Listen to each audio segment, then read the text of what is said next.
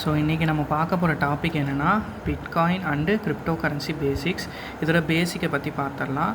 Crypto currency is a digital currency secured by cryptography. இந்த crypto currency அப்படிங்கிறது ஒரு digital currency.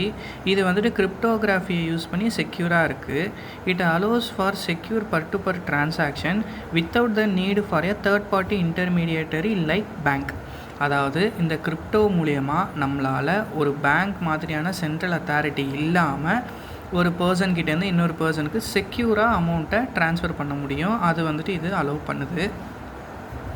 Creating new units mining in a POW, அதாவது proof of work system like bitcoin. New units of the currency are created and released into circulation through the mining process. The miners who successfully add a new block to the blockchain receive a reward in the form of newly mined cryptocurrency. அதாவது இந்த mining அப்படிங்கிறது என்ன concept அப்படின்னா, இப்போது நமக்கு வந்துட்டு பிட்காயினோட total சப்ளைவும் நமக்கு சர்க்குலேஷனில் கிடையாது. ஏன் அப்படின்னா இதில் கொஞ்சம், அதாவது ஒரு 50 இல்லை 60% தான் என்ன அப்படின்னா நம்ம யூஸ் பண்ணுறதுக்கு எக்ஸ்சேஞ்சில் கிடைக்கும். பேலன்ஸ் எல்லாமே எப்படின்னா, இப்போது ஃபார் எக்ஸாம்பிள் நமக்கு கோல்டு இருக்குன்னு வச்சுப்போம். இப்போ நம்ம பூமிக்கு அடியில் வந்துட்டு கோல்டு இருக்குது, அதை நம்ம வந்துட்டு ஃபிசிக்கலாக தோண்டும் போது நமக்கு அந்த கோல்டு கிடைக்குது. ஸோ அதே போல் டிஜிட்டலாக பண்ணுற ஒரு ப்ராசஸ்க்கு பேர் தான் என்னென்னா மைனிங் அப்படின்னு சொல்கிறாங்க. இதை பண்ணுறவங்களுக்கு பேர் மைனர்ஸ். அதாவது டோட்டல் சப்ளையில் எப்படி சொல்கிறது, டோட்டல் சப்ளை இல்லாமல் நியூ காயின்ஸ் வந்துட்டு எப்படி உள்ளே வருது அப்படின்னாக்க இந்த பிளாக்ஸ்குள்ளே வந்துட்டு இருக்கும். இது வந்துட்டு நார்மலாக யாருமே யூஸ் பண்ணாமல் புது பிளாக்ஸாக இருக்கும். இந்த பிளாக்ஸை எக்ஸிஸ்டிங் பிளாக்செயின், அதாவது நம்ம சப்ளைவுக்கு ஆட் பண்ணுவாங்க. யார் அப்படின்னா மைனர்ஸ். இதை எப்படி பண்ணுறாங்க அப்படின்னா GPU பவர் மூலயமா, அதாவது ஹைடெக்கான சிஸ்டமை யூஸ் பண்ணி கிராஃபிக்ஸ் கார்டோட பவர் மூலயமா வந்துட்டு என்ன பண்ணுவாங்க அப்படின்னா இவங்க வந்துட்டு மைனிங் பண்ணுவாங்க. அப்படி இவங்க மைனிங் பண்ணுறதுனால இவங்களுக்கு அந்த புதுசாக கிடைக்கிற காயின்களை அது வந்துட்டு இவங்களுக்கு ரிவார்டாகவே வந்துட்டு என்ன பண்ணும் அப்படின்னா கிடைக்கும். அது வந்துட்டு ஒரு பிட் காயினாக இருக்கலாம், இல்லை 2 இருக்கலாம், இல்லை 0.5 0.1 அந்த மாதிரி எவ்வளோ வேணால் இருக்கலாம். பட் இதை வந்துட்டு நமக்கு எவ்வளோ கிடைக்கும் அப்படின்றத நம்மளால் சொல்ல முடியாது. ஆனால் இதோட மேக்ஸிமம் பிட்காயின் ஒரு பிளாக்ல எவ்வளோ இருக்கும் அப்படின்றத நம்ம வந்துட்டு சொல்ல முடியும். எப்படி அப்படின்னா 4 இயர்ஸ்க்கு ஒன்ஸ் வந்துட்டு ஹால்விங் அப்படின்னு சொல்லிட்டு ஒரு ஈவெண்ட் நடக்கும். இந்த ஈவெண்ட்டில் என்ன ஆகும்னு பார்த்தீங்கன்னா, ஒரு பிளாக்குள்ளே இப்போ போன வருஷம் வந்துட்டு அந்த பிட்காயின் ஹால்விங் நடந்திருக்கு. அப்போ நடந்ததுக்கப்புறம் மேக்ஸிமம் ஒரு பிளாக்குள்ளே 3 பிட்காயின் தான் ரிவார்டாக கிடைக்கிது அப்படின்னா, போன வருஷத்துலேருந்து 4 இயர்ஸ் கழிச்சு, அதாவது 4 இயர்ஸ்க்கு அப்புறம் அந்த மேக்ஸிமம் நமக்கு கிடைக்கிற காயினோட குவான்டிட்டி வந்துட்டு அப்படியே பாதியாக குறைஞ்சிரும், அதாவது 1.5. இது ஏன் அப்படின்னாக்கா, இப்போது ஒரு 10 வருஷத்துக்கு முன்னாடி ஒரு பிளாக்கில் ஹையஸ்ட்டாக ஒரு 10 காயின் வந்துட்டு எனக்கு வந்துட்டு கிடைக்கிது அப்படின்னா, இது அப்படியே கண்டினியூவாக இப்போ வரையும் வந்துக்கிட்டே இருந்தது அப்படின்னாக்கா மொத்த சப்ளைவும் என்ன ஆகும் அப்படின்னா, அதாவது மொத்த காயினும் வந்துட்டு என்ன ஆகிடும் அப்படின்னாக்கா எக்ஸ்சேஞ்சுக்கு வந்துடும், சர்க்குலேஷனுக்கு வந்துடும். அப்போ வந்துட்டு காயின் என்ன ஆகும் அப்படின்னாக்கா திடீர்னு ப்ரைஸ் ட்ராப் ஆகலாம், இல்லை வந்துட்டு நிறைய இஷ்யூஸ் வரும். ஸோ அதனால தான் இந்த மாதிரி 4 இயர்ஸ்க்கு ஒன்ஸ் வந்துட்டு ஹால்விங் நடக்கும்.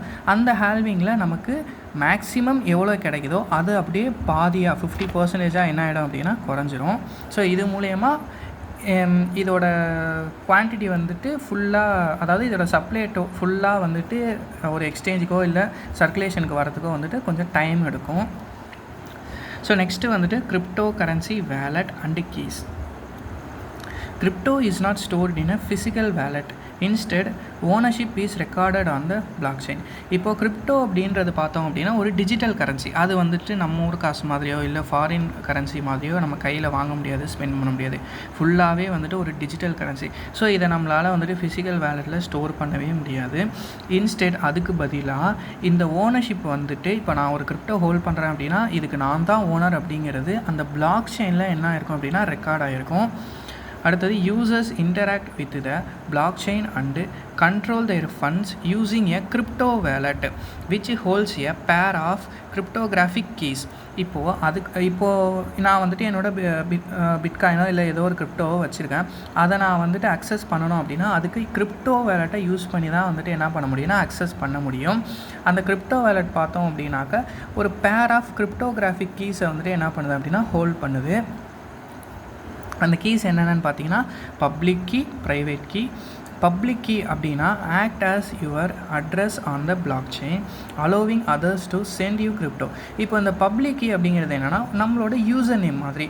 இப்போது ஃபார் எக்ஸாம்பிள் நான் ஃபஸ்ட்டே சொல்லியிருப்பேன் U10Z இந்த மாதிரி வந்துட்டு ஒரு நம்பர் ஆல்ஃபபெட்டிக்கும் கலந்த ஒரு போயிட்டே இருக்கும், ஒரு 10-15 லெட்டரோ இல்லை வேர்ட்ஸோ வந்துட்டு கலந்து போயிட்டே இருக்கும்.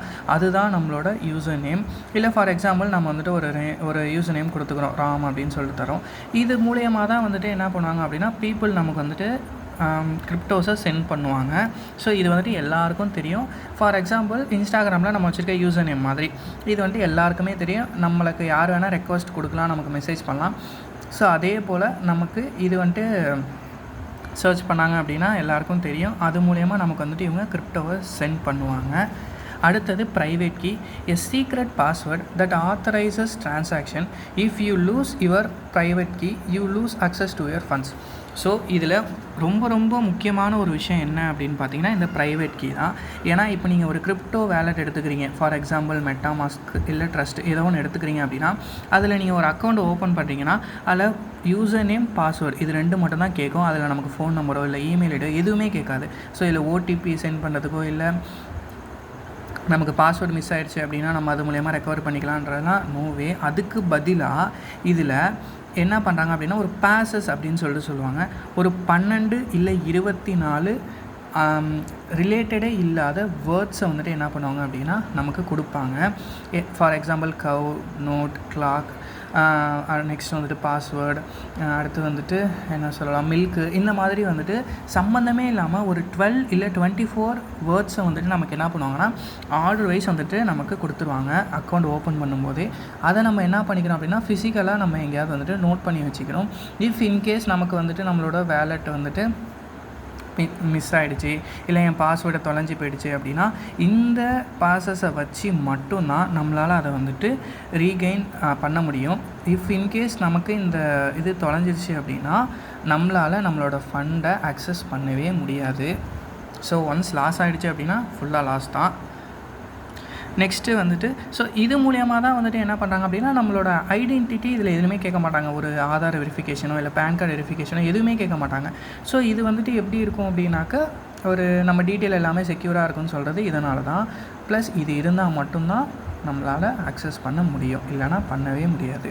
ஸோ இப்போ ஹேக்கர்ஸுமே வந்துட்டு என்ன பண்ணுவாங்கன்னா நம்மளோட இந்த கம்பைன் ஆஃப் வேர்ட்ஸை மட்டும்தான் என்ன பண்ணுவாங்கன்னா எய்ம் பண்ணுவாங்க. இது அவங்களுக்கு கிடச்சிச்சு அப்படின்னாலே ஈஸியாக அவங்க அக்சஸ் பண்ணிட முடியும். ஸோ நெக்ஸ்ட்டு பார்த்தோம் அப்படின்னா volatility. The value of cryptocurrency is high volatility and driven by supply and demand rather than being backed by a government or tangible assets. This make it a speculative and high risk investment. இப்போது இந்த volatility அப்படிங்கிறது என்னென்னா இப்போ இந்த crypto வந்துட்டு ஒரு கவர்மெண்ட்டோ இல்லை ஒரு ஆர்கனைசேஷனோ ரன் பண்ணலை. இது வந்துட்டு முழுக்க நம்மளை மாதிரி யூசர்ஸ் தான் வந்துட்டு என்ன பண்ணுறோம் அப்படின்னா இதை அக்சஸ் பண்ணுறோம். ஸோ இதில் அதிகமான ஃப்ளெக்சுவேஷன் இருக்கும் ஒரு ரேட்டில். இப்போ ஃபார் எக்ஸாம்பிள் இன்றைக்கி காலையில் நம்ம ஒரு $10 ஒரு காயினை பார்த்துருவோம், மத்தியானம் பார்த்தா டக்குன்னு $15 போயிருக்கும், இல்லை $5 போயிருக்கும்.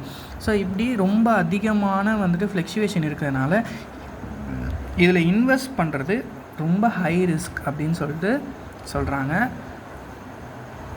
இதை வந்துட்டு மேக்ஸிமம் இதில் எல்லோரும் வந்துட்டு லாங் டேர்மாக ஹோல்ட் பண்ணுறதுக்கு தான் என்ன பண்ணுவாங்கன்னா கிரிப்டோ யூஸ் பண்ணுவாங்க.